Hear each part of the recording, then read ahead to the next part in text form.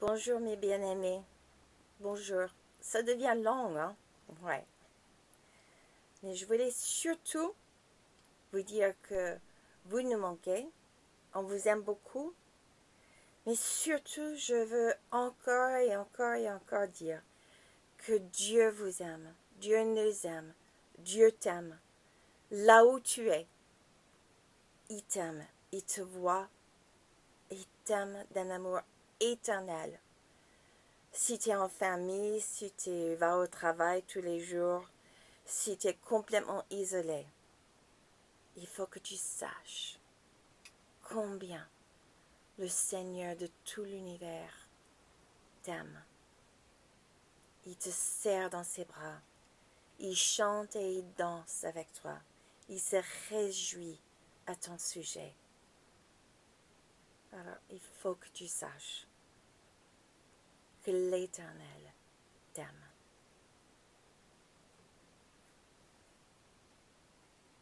Voici le jour que l'Éternel a fait. Qu'il soit pour nous un sujet d'allégresse et de joie. Tu es mon Dieu, et je te louerai, mon Dieu. Je te louerai, mon Dieu, je proclamerai ta grandeur. Louez l'Éternel, car il est bon. Oui, sa bonté dure éternellement. Ta bonté, Seigneur, dure éternellement. Ta bonté dure pendant tout ce confinement. Ta bonté est de génération en génération. Ta bienveillance est d'éternité en éternité. Toi qui as placé les étoiles, tu es notre Dieu.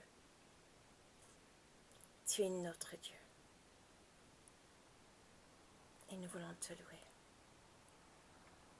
Alors viens, Esprit Saint. Viens et souffle sur nous. Chacun, chacune, là où on est. Souffle sur nous ta présence, ton amour.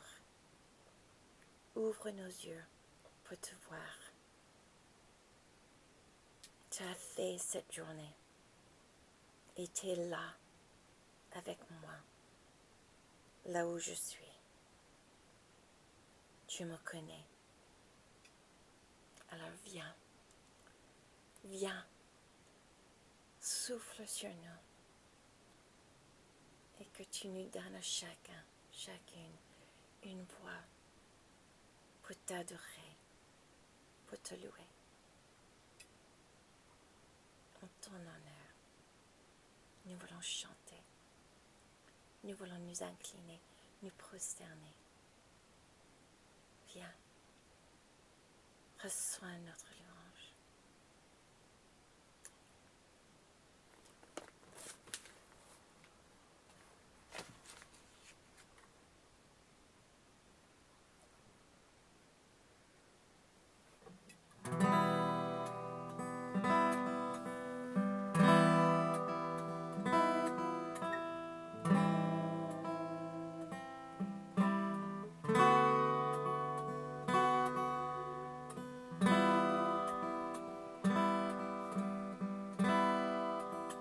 Tu es mon Dieu.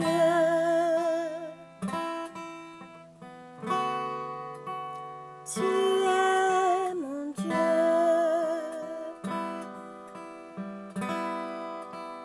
Tu es mon Dieu.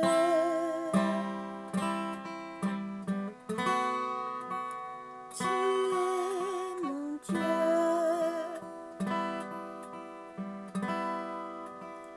Tu es mon Dieu.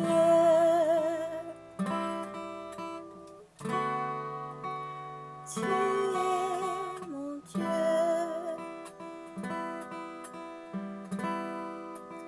Je veux t'adorer de tout mon cœur. Je veux t'adorer toute mon âme. Je veux t'adorer de toute ma force, car tu es mon Dieu. Tu es mon Dieu, oui tu es mon Dieu. Tu es mon Dieu.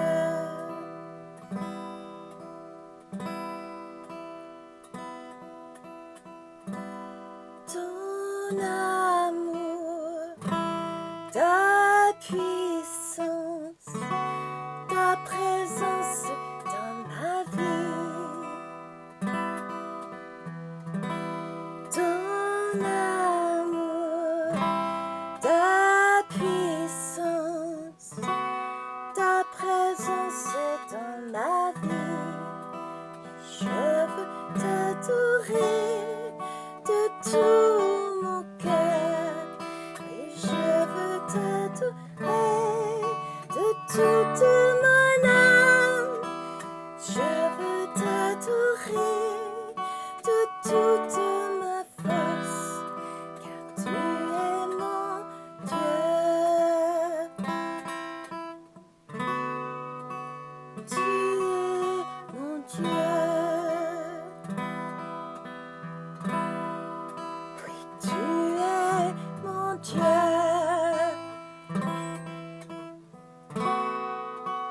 Tu es mon Dieu.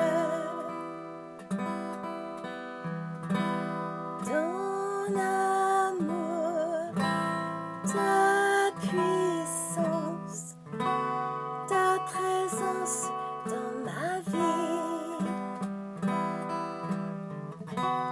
Ta présence dans ma vie. Ta présence dans ma vie. Encore. Ta présence dans ma vie. Ton amour, ta puissance, ta présence dans ma vie.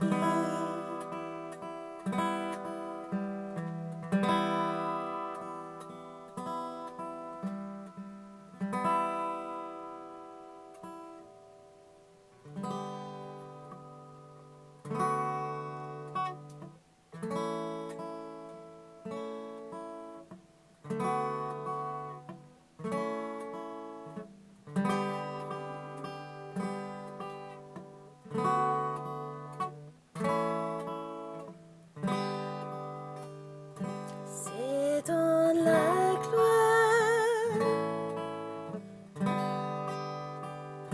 de ta présence que mon âme se repose.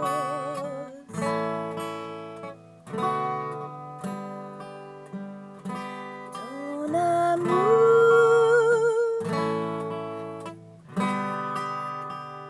si profond me guérit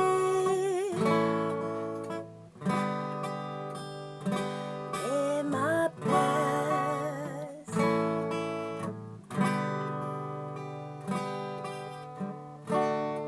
Je t'aime, Seigneur, et j'aime ta présence. Je t'aime, Seigneur, et j'aime ta présence. Je t'aime, je t'aime, et je t'aime, Jésus. Je t'aime, Seigneur, et j'aime ta présence.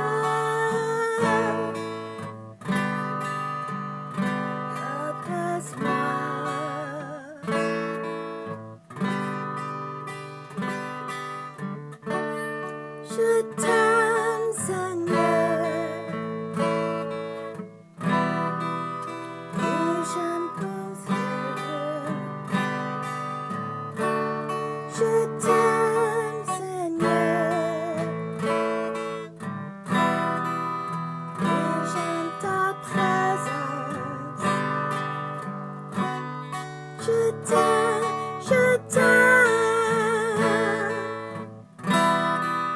Oh, je t'aime, Jésus. Je t'aime, Seigneur.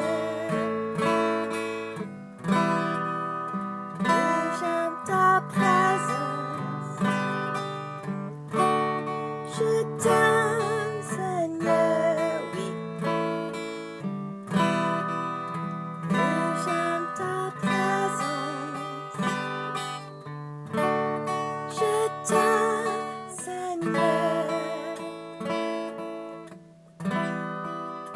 Et j'aime ta présence.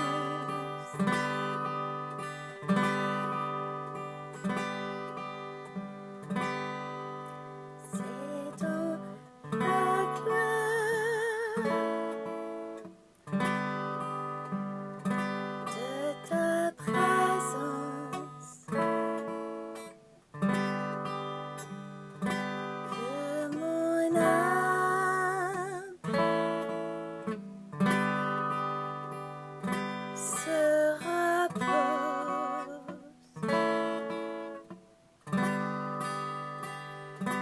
Ton amour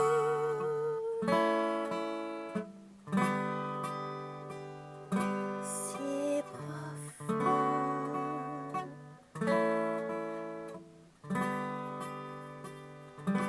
me guérit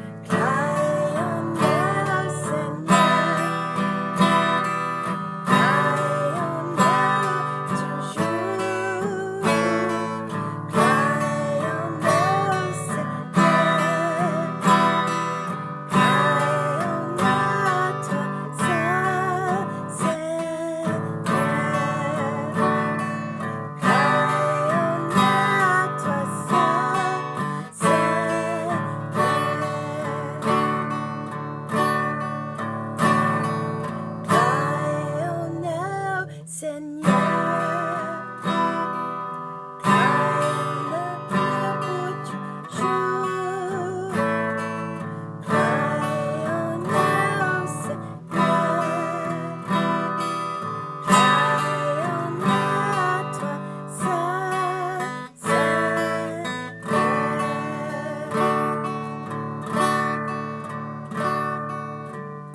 Qui sagesse et amour.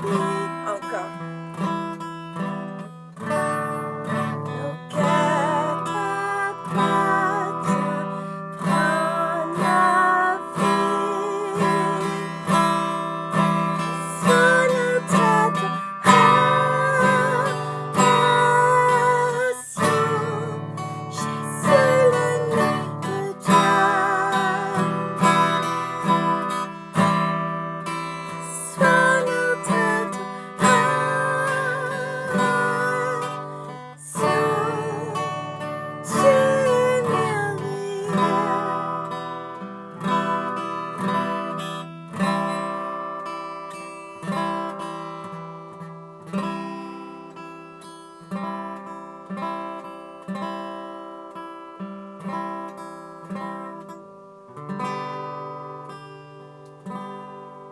crevons nos cœurs, levons les mains, tournons les yeux vers toi, Seigneur. Nous confessons la vérité, ce qui nous faut se trouve en toi.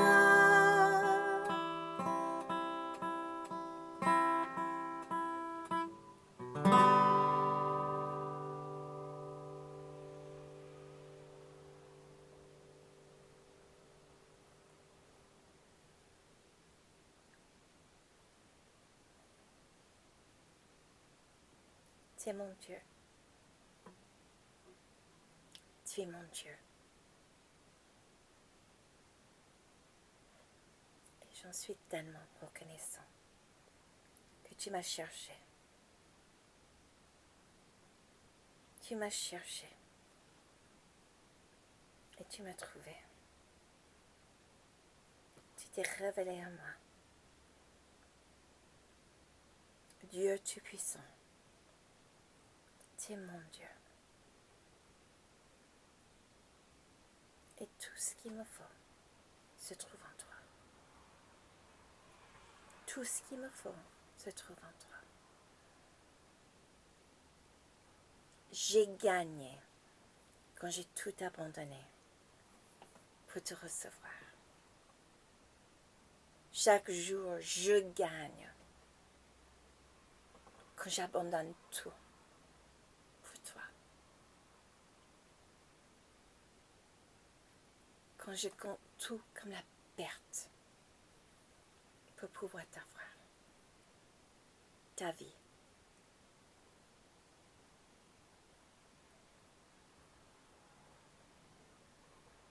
Oui, ta parole nous dit que nous sommes plus que vainqueurs.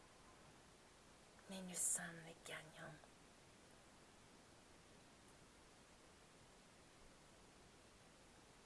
Et je te bénis. Nous ne sommes pas seuls. Nous ne sommes pas seuls. Dans le monde entier, tous les rachetés t'acclament. Dans le monde entier, la création se lève. Les montagnes, les mers, les bêtes sauvages t'adorent, te louent. Nous ne sommes pas seuls. Nos voix ne sont pas seules.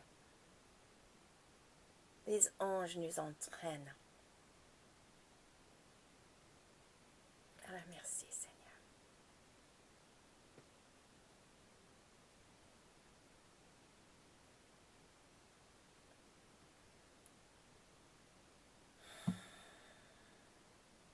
Maintenant, par ta présence, entoure tes enfants.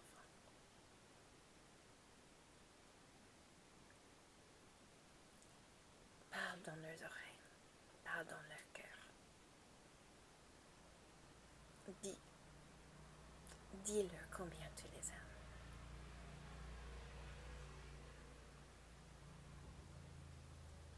Je sais que l'Esprit Saint est là, avec chacun de nous. Laisse-le t'entourer. Laisse les larmes monter et tomber. Laisse le rire s'éclater.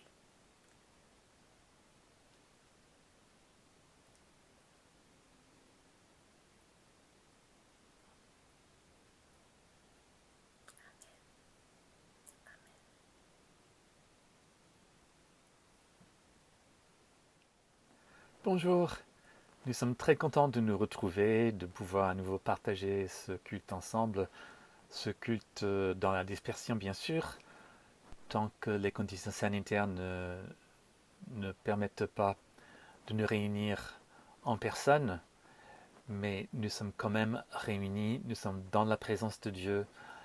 Le Seigneur Jésus a dit que là où 2 ou 3 sont réunis en mon nom, je suis au milieu de vous. Et donc nous le croyons. Nous croyons que le Seigneur est là aujourd'hui, au milieu de nous. Il est là pour nous accueillir. Il est là pour recevoir nos prières, notre louange. Et il est là pour déverser son esprit sur nous, sa puissance, son amour, sa paix, sa joie. Donc, nous voulons d'abord commencer ce message avec la prière. Alors prions avec moi. Seigneur, merci parce que tu nous aimes. Tu nous as aimés le premier. Et tu es venu nous chercher par amour. Tu nous as attirés à toi. Tu t'es révélé à nous par amour. Et Seigneur, si nous sommes ici aujourd'hui, c'est grâce à toi, c'est grâce à ton amour. Alors Seigneur, nous voulons nous mettre à ton écoute. Nous voulons que ta parole, à nouveau, nous transforme, nous bénisse, nous éclaire, nous rend intelligents, que tu nous donnes l'intelligence des choses de Dieu, de ta volonté, de comment vivre dans ce monde. Et Seigneur, que ta parole aussi soit source d'espérance, source de sagesse, pour vivre ces moments extraordinaires.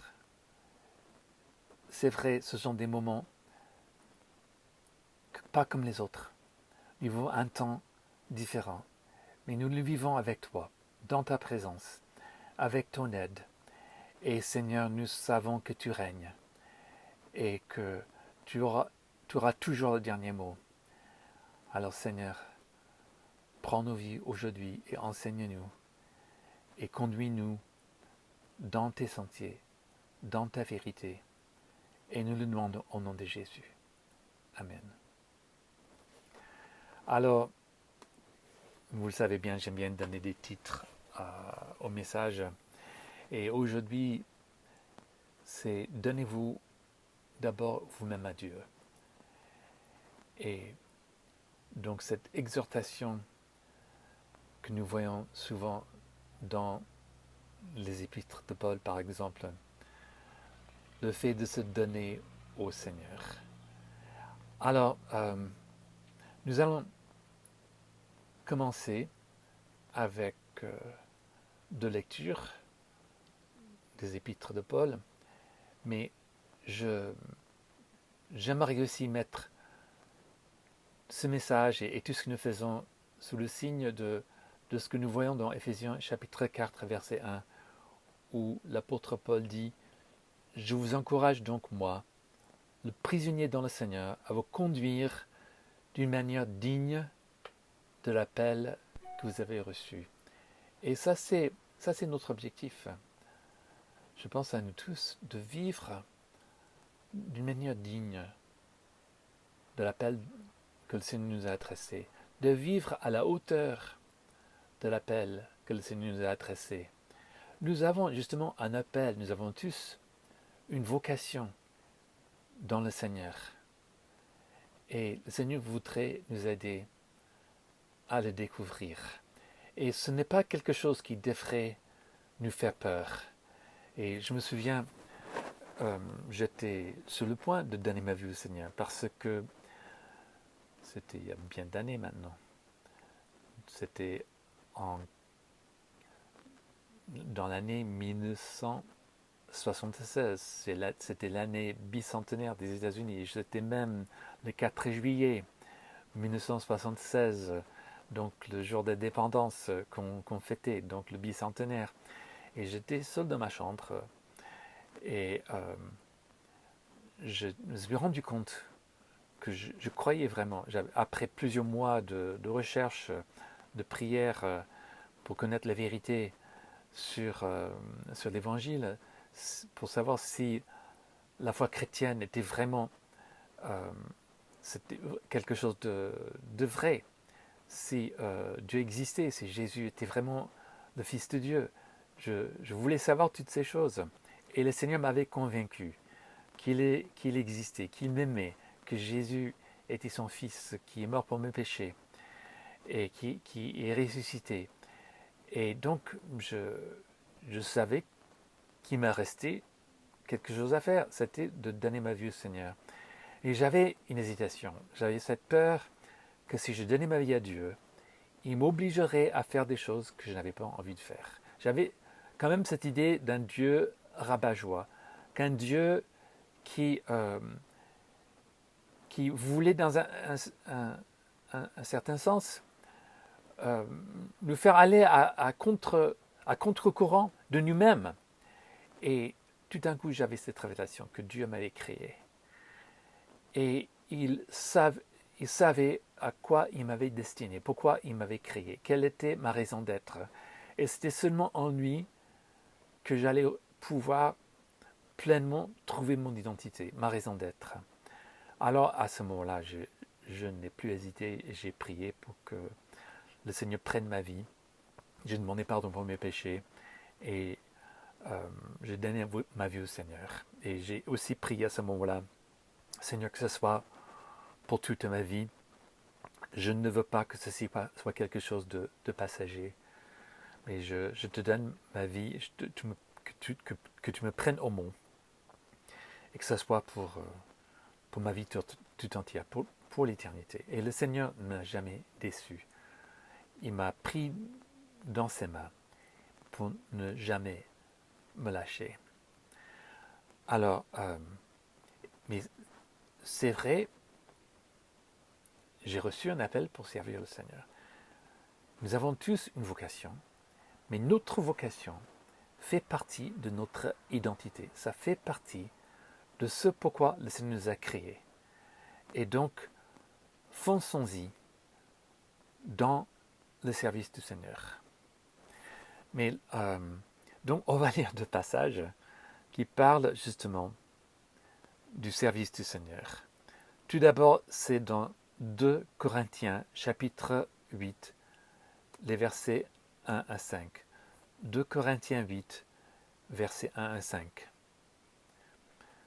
Donc, Paul dit aux Corinthiens, « Nous vous faisons connaître, frères, la grâce de Dieu qui s'est manifestée dans les églises de la Macédoine, au milieu de beaucoup de tribulations qui les ont éprouvées.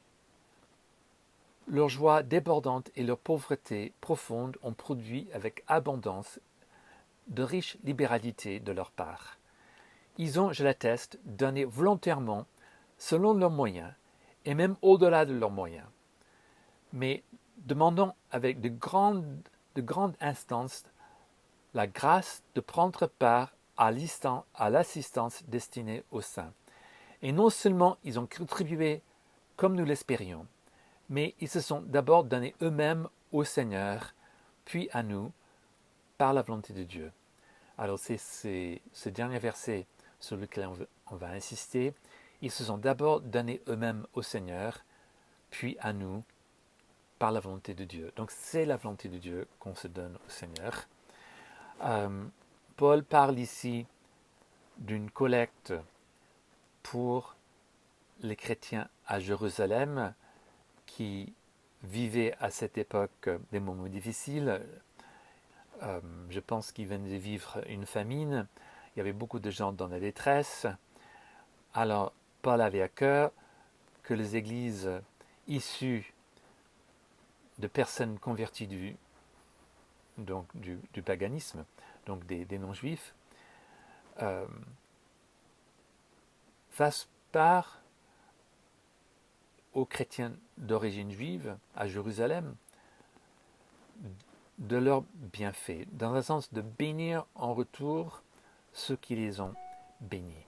Mais avant de faire cela, l'apôtre Paul insiste, ils se sont donnés au Seigneur. Et après, ils se sont donnés aux autres. Et ils avaient vraiment envie de servir le Seigneur, de façon pratique, de façon concrète. Mais ils se sont d'abord donnés au Seigneur. Et à quoi est-ce que ça se ressemble de se donner au Seigneur? Peut-être vous dites, mais je donne ma vie à Dieu, je me suis converti, je suis chrétien, je suis né de nouveau. Alors, Qu'est-ce que ça veut dire aujourd'hui donner ma vie au Seigneur, me donner au Seigneur? Comment est-ce que je peux le faire à nouveau? Je l'ai déjà fait. Euh, je pense que la Bible enseigne clairement que une fois la nouvelle naissance, nous avons la vie éternelle. Nous avons l'assurance que nous allons passer l'éternité avec le Seigneur, même après la mort. Dieu ne se repent pas de ses dons. Et la vie éternelle, c'est un don. Mais un ami pasteur disait, dans la vie chrétienne, la voie pour avancer est la même que la voie d'accès. C'est-à-dire, on doit continuer à vivre la vie chrétienne, la vie avec Dieu, de la même façon que de la même façon qu'avec laquelle nous sommes entrés dedans. Donc par la repentance, on demande au Seigneur à pardonner nos péchés, à confesser nos péchés pour qu'il nous les pardonne, et à recevoir son pardon, à recevoir sa grâce, à recevoir sa vie, jour après jour. Et nous voyons ceci dans la lettre de Paul aux Romains, chapitre 12, les versets 1 à 2. Donc, Romains, chapitre 12, les versets 1 à 2. Et souvenons-nous donc que Paul parle à des chrétiens, à des gens qui se sont convertis, qui ont donné leur vie à Dieu. Je vous encourage donc, frères et sœurs, par la compassion de Dieu, à offrir votre corps comme un sacrifice vivant, saint, agréable à Dieu. Ce sera de votre part un culte raisonnable. Ne vous conformez pas au monde actuel, mais soyez transformés par le renouvellement de l'intelligence, afin de discerner quelle est la volonté de Dieu, ce qui est bon, agréable et parfait. Donc ce fait de se donner à Dieu. Comment le faire encore aujourd'hui?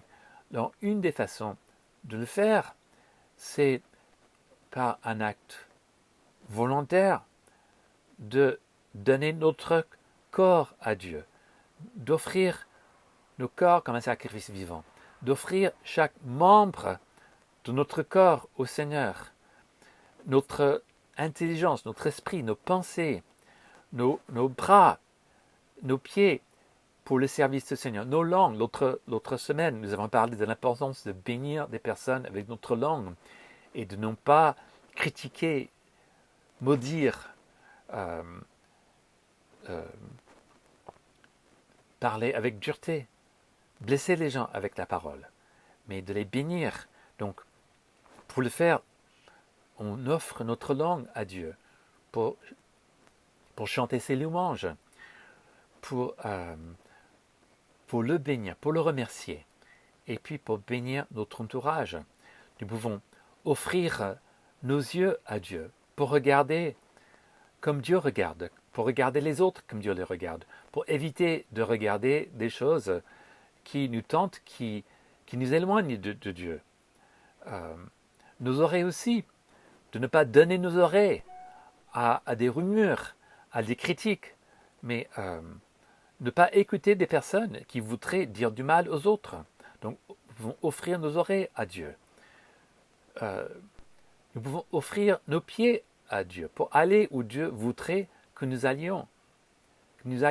Pour, donc, nos mains à Dieu pour faire ce que Dieu voudrait que nous fassions.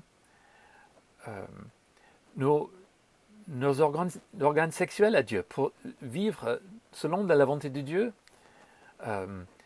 Dans la sainteté du mariage ou dans le célibat si nous ne sommes pas mariés, mais c'est possible par la puissance de Dieu. Donc, la meilleure façon de vaincre la tentation, c'est de nous donner à Dieu, de penser les pensées de Dieu, de penser à combien Dieu est grand, de combien Dieu est digne de louange, de chanter ses louanges, de le bénir. Et donc, si nous remplissons nos pensées de bonnes choses, c'est la meilleure façon de ne pas succomber au péché et à la tentation. Donc, offrons-nous à Dieu comme un sacrifice vivant, nos corps tout entiers, nos pensées, nos motivations, nos émotions, nos sentiments, tout ce que nous sommes, offrons-le à Dieu jour après jour. Nous avons envie de connaître Dieu, de lui appartenir, de le servir, donnons-nous à lui. Et l'apôtre Paul dit, ça c'est notre culte raisonnable, notre louange raisonnable, notre service chrétien raisonnable, c'est de nous donner à lui. Et donc, en parlant de la louange n'est pas simplement des chants qu'on chante le dimanche matin au culte ou à d'autres moments. C'est une vie tout entière abandonnée entre les mains du Seigneur. Donc de nous donner à lui corps, âme et esprit jour après jour. Comme j'ai dit, la voie pour avancer, c'est la même chose que la voie d'accès. Et lorsque nous louons le Seigneur, là devant son trône, nous nous trouvons tous sur un même pied d'égalité, c'est-à-dire prosternés devant le roi des rois, devant le Seigneur des seigneurs. Et c'est là que nous le rencontrons. Et c'est là qu'il transforme notre intelligence. Par la puissance de Dieu, notre intelligence est transformée. Donc, nous n'avons pas à combattre nous-mêmes. Nous n'avons pas à vaincre le péché nous-mêmes. C'est le Seigneur qui nous transforme. C'est notre nouvelle nature qui est la garantie que nous allons pouvoir surmonter le péché, de vivre la sanctification. C'est par la puissance de Dieu. Mais ça commence par le don de nous-mêmes à Dieu, au Seigneur. Et par la louange, par ce culte raisonnable qui est de nous donner à lui. Donc après, si nous retournons dans 2 Corinthiens chapitre 8, il dit que les chrétiens de la Macédoine, ils se sont d'abord donnés à Dieu, mais après à l'apôtre Paul. Nous devons les uns aux autres. L'apôtre Paul est celui qui a annoncé l'évangile en Macédoine à ces Grecs. C'est lui qui les a amenés au Seigneur. Ils ont pu croire au Seigneur à cause de son ministère. Et donc, il était leur père spirituel. Donc, ils se sont donnés à lui. Et en se donnant au Seigneur, en se donnant à l'apôtre Paul, ils sont entrés dans l'Église. L'Église qui est la communauté des chrétiens, la communauté des enfants de Dieu, une famille. Et c'est dans cette famille que nous vivons ensemble cette foi, que nous vivons ensemble avec Dieu. Et donc, nous sommes appelés aussi à nous donner les uns aux autres, pour être au service les uns des autres. Et nous devons donc nous engager les uns vis-à-vis des autres. Et cela aussi, ça nous aide à grandir dans la foi. On contribue à l'édification mutuelle les uns des autres. Et si nous sommes donnés au Seigneur, et si nous nous donnons les uns aux autres, nos frères et nos sœurs, nous ne pouvons pas nous empêcher de nous aimer les uns et les autres, puisque nous avons reçu l'amour du Seigneur dans nos cœurs. Nous sommes enfants d'un même Père. Et donc, l'ordre des choses, c'est d'abord de nous donner à Dieu, ensuite de nous donner les uns aux autres, et après, comme les personnes, ces chrétiens de la Macédoine, qui se sont engagés pleinement pour cette collecte vis-à-vis des chrétiens de Jérusalem, ils se sont donnés pleinement à des personnes dans le besoin. Nous aussi, nous sommes appelés à nous donner à nos contemporains, à nous mettre au service des personnes de notre entourage, auprès et au loin. Et donc, nous pouvons le faire parce que Dieu nous aime, puisque Dieu nous a aimés le premier. Parce que nous sommes entourés d'une communauté de frères et de sœurs qui nous aiment aussi, qui nous soutient, qui nous bénissent. Et Donc, nous avons la grâce de Dieu à partager avec ceux qui sont autour de nous. Et donc, faisons-le. Faisons-le. Soyons une bénédiction pour notre entourage. Soyons la bouche et les mains et les pieds de Jésus pour des personnes autour de nous. D'abord, dans notre propre famille, ensuite les frères et sœurs de l'Église, et ensuite ceux qui sont au loin, qui ne connaissent pas le Seigneur, mais qui aimeraient le connaître, parce que qui ne voudrait pas connaître ce Dieu d'amour? Et donc tout commence dans le don de soi à Dieu, dans la louange, se trouver devant le trône de la grâce, chanter les merveilles du Seigneur. Donc, notre raison d'être, notre identité, en conclusion, notre valeur, se trouve dans le Seigneur, et non pas dans le faire. Et trop souvent dans ce monde, c'est le faire qui compte. Nous nous comparons les uns aux autres par rapport à ce que nous faisons et par rapport aux fruits de ces actions. L'argent qu'on a amassé, le renommée, le pouvoir sur les autres. Mais non, notre raison d'être, c'est notre identité en Christ. Le Seigneur met l'être avant le faire. Et l'être dans le Seigneur vient du fait de naître de nouveau, d'être en relation avec lui. Et la victoire sur le péché, sur la tentation, c'est dans cette relation avec le Seigneur. C'est la source, c'est notre louange du Seigneur. De façon, le fait de le louer, de nous donner à lui, de nous abandonner jour après jour entre ses mains. Et si nous faisons cela, nous recevons sa puissance qui agit en nous et qui nous transforme de gloire en gloire, qui nous sanctifie. Et c'est cette même puissance qui nous envoie en mission. Nous ne pouvons rien faire sans le Seigneur. La voie d'accès est la même. La voie pour avancer est la même que la voie d'accès. Alors, mes amis, ne négligeons pas un si grand salut. Ne négligeons pas une si grande puissance. Et j'aime bien terminer avec ce verset de Éphésiens 3:20. À celui qui peut faire, par sa puissance qui agit en nous, infiniment au-delà de tout ce que nous demandons ou pensons. À lui la gloire dans l'Église et en Jésus-Christ, dans toutes les générations, au siècle des siècles. Amen. Nous ne pouvons pas imaginer la puissance de Dieu qui est pour nous, qui est à notre disposition, pour faire tout ce que le Seigneur nous dit dans ces passages de sa parole. Tout ce dont nous avons envie de vivre avec le Seigneur. Cet appel qu'il a mis en nous, ce désir de le servir et de servir les autres, est possible à cause de cette grande puissance qui a ressuscité Jésus entre les morts. Et nous venons de vivre l'ascension, cette même puissance qui a fait monter Jésus corporellement pour s'asseoir à la droite du Père dans le royaume des célestes. Donc, soyons des adorateurs en esprit, en vérité, et laissons le Seigneur nous transformer. Soyons des serviteurs du Seigneur, et puis les uns des autres. Donnons-nous nous-mêmes d'abord à Dieu.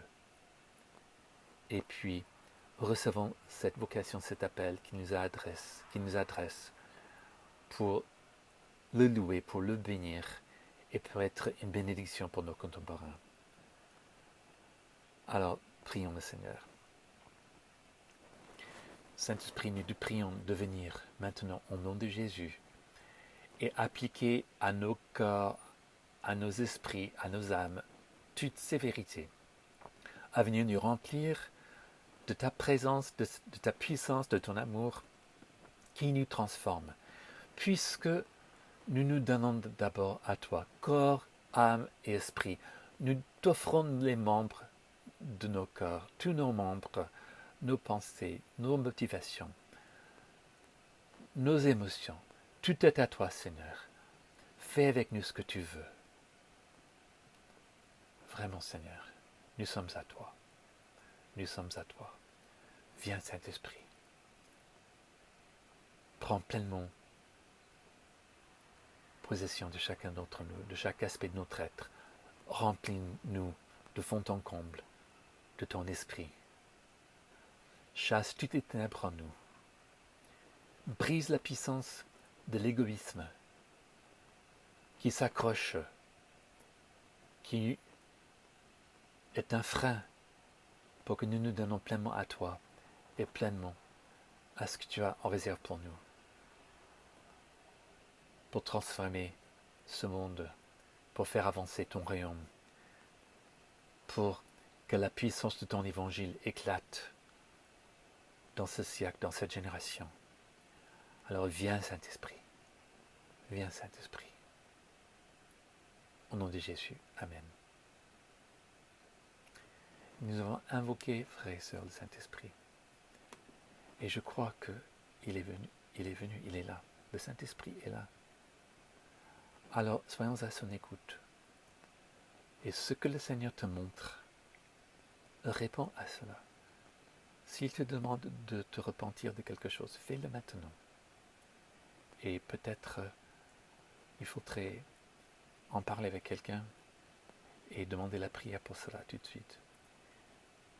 Si le Seigneur te montre quelque chose que tu as à faire, par exemple, quelqu'un pour qui tu devrais prier, quelqu'un avec qui tu devrais parler, peut-être pour pardonner à quelqu'un, ou peut-être apporter un encouragement à quelqu'un, fais-le tout de suite, appelle la personne pour le faire. Envoie un message, mais le téléphone ça fonctionne toujours, donc l'église fonctionne toujours. Alors soyons à l'écoute du Seigneur, mettons en pratique sa parole, laissons le Saint-Esprit continuer à te toucher, à agir, et soyez bénis de la part du Seigneur. Il est là au milieu de nous, le Seigneur est présent. Recevez la puissance du Saint-Esprit. Au nom de Jésus. Au nom de Jésus. Amen.